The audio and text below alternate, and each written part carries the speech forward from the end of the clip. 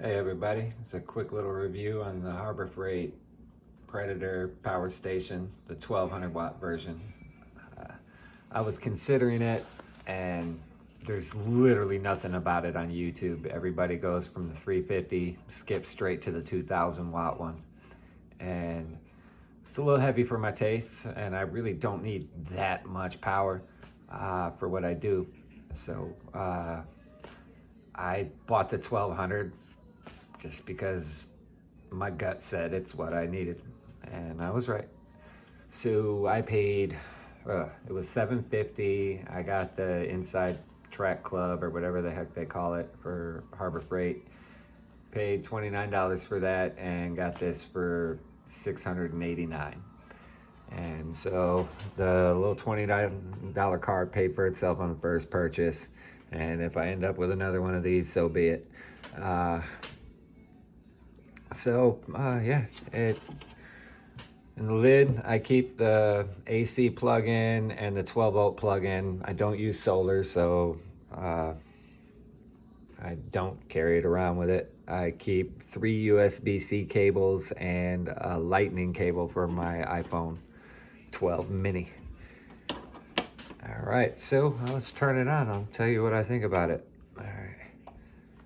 So I turn it on, press and hold that 2 seconds. This is the display button, and you press and hold that 3 seconds until it beeps, and that will leave the display permanently on. I charged it up from, it was new, it had 35%. I charged it up to 100% as per the warranty instructions. And after that, I ran it down to 25%, 26%, I'm pretty sure. Charging one of those electric scooters in the background, and it stopped in the middle of the night at 26%. Now, I tend to run my things with big batteries like my electric scooters. I usually run them in their 20 to 80% range so the batteries don't feel charge cycles. I do the same with this. This is the 4th day with this unit. I take it to work with me.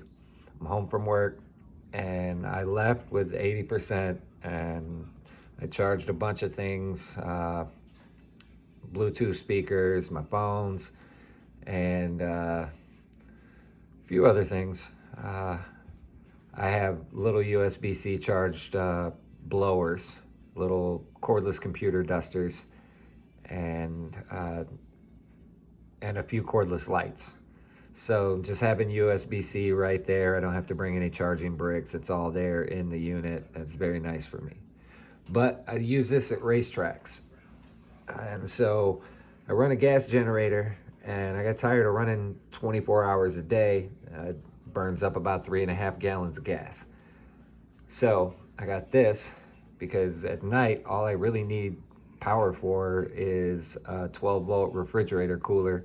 And if you don't open the lid, you can run it on economy mode for 45 watts instead of 60 watts during the day. So this has 1,060 watts of power. It loses a little bit of it through, just heat and just inefficiencies in what the unit is. But yeah, I only need it to run 45 watts an hour for like 6 or 7 hours of sleep at best, and then I'm back up and running. So instead of running my gas generator all the time, this says it charges in 1.6 hours.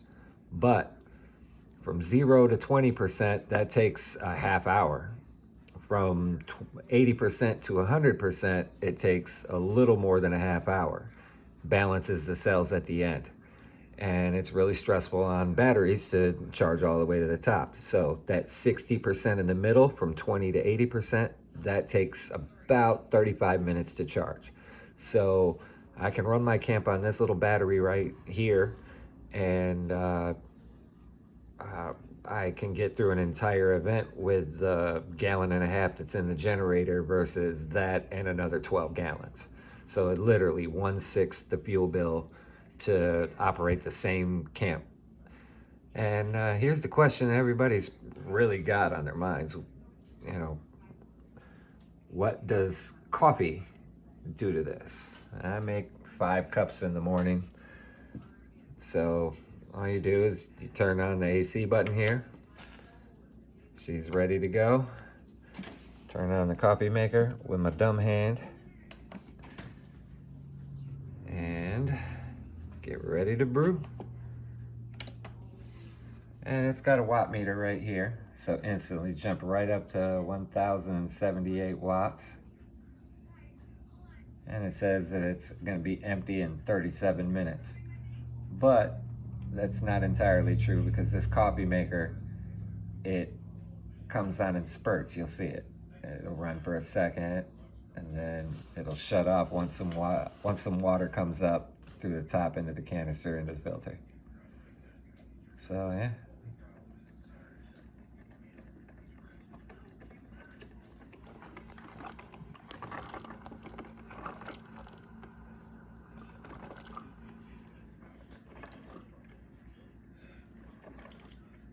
It hovers around 167. Once it comes into its own, it stays right there. 69, nice. 67, even nicer. I don't know why, but it is.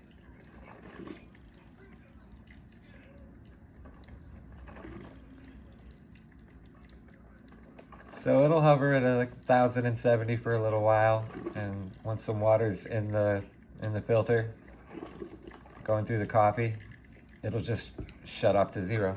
Say hi to Luna. Knew she was coming through. What's up, girl?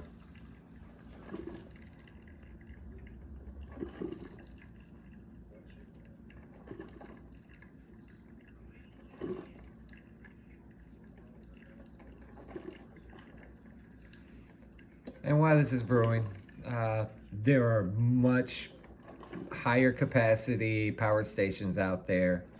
Blue Eddy has a beast of one that's, I mean, almost half the price of this thing. You can get one for like $380 that has a higher watt rating, higher watt hour battery, and even more options, you know, phone app stuff, more fine-tuned controls. So this is literally a little bit older technology and everything about it, but has a 5-year warranty in a store I can take it in, and Harbor Freight doesn't care. If I say this thing isn't doing what it's supposed to be doing, they'll just give me a new one. And I don't want that to happen, because I got some of my favorite stickers on it already.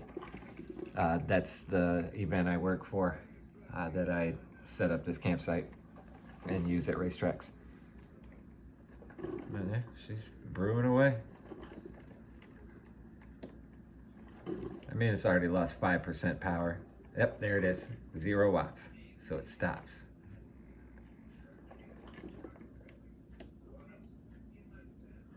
And let's do it again. Bam.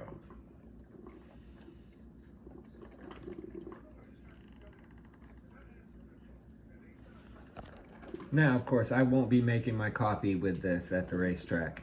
I'm just showing you that it can do it. When I make coffee, I'll do it with the generator. And I don't use a coffee maker at the track. I have a little electric tea kettle. It heats up the water way fast, exactly how much I want to make, and then I just pour it over a filter. And because there's a lot of camp to fit in the car, and the electric tea kettle is smaller than the coffee maker, and it has the versatility of being able to make tea and oatmeal and other quick little snacks. At this point, I'm just talking while this makes coffee, but I had 5 cups in there. That's under 2 cups now left in the reservoir. So as you can see, even when you're not at 100%, I was at 77 when I started. This thing will crank this out, and it hasn't even turned on the fan yet. Also, Uh, the new Sterilite container here with the gasket, they just did a redesign, and this one has an IP68 waterproof rating like a phone, and this thing fits in there like it was made for it. So I highly recommend it. It's $9 at Walmart. And yeah, I have no idea why this little power station is so slept on as far as reviews go, but I think it's an absolute unit. 3,500 charge cycles before it degrades to 80% of its original capacity. I mean, you could use it every day for 10 years and to hit that. And I'm not going to be hitting that because I'm going to be rocking from 20 to 80. And I'm sure occasionally it'll charge up above 100 or up to 100, just not paying attention. But I'll do my best not to do that because I was just burning gasoline for no reason. And I'd really like for my, what was it, $741 after taxes and everything. I'd really like for that 741 bucks to last me well over the warranty time. So yeah, if you're thinking about getting one of these things and you don't want it to weigh too much, this one's 33 and a half pounds. I think the 2001 is closer to, I think it's closer to 45, 50. I think it's closer to 45 pounds. And this one's fine. I'm putting it in a car with a bunch of other stuff. I'm really trying not to weigh the car down, but I do want to camp well. So yeah, here we are. We're at 10% capacity, 11% of the capacity of this, and it's pumping out the last of the water into the pot now. If you want to know how I have clean glass like this, the secret I use is salt. I just grind some salt up in there and scrub it. But there you go, we're back to 0 watts being used, and there's 5 cups of coffee.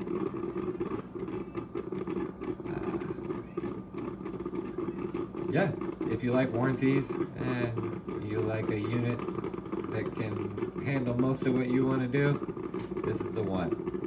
Don't think it's going to run your refrigerator. It'll do it, but for like maybe an hour, and then you're just stuck dead. So if you have a generator, can pump this thing back up with power every, I don't know how long in a power outage. This is a way to run your house in a power outage without burning gasoline all day long. I highly recommend it. All right, thanks for watching.